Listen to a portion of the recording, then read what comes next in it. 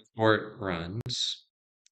And so we'll go ahead and save this file to my Zero2Code videos folder, and I'll call it Hello World. So we'll go ahead and actually I'm going to call this maybe tutorial 1. I'll go ahead and save that, and then it ran. And so we have our new message, Hello World from Ryan.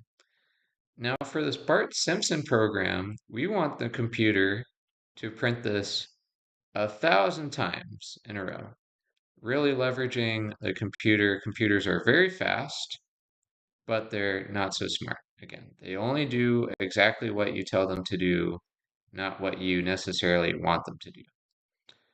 So to do this, we have a couple options. I'm going to use this while statement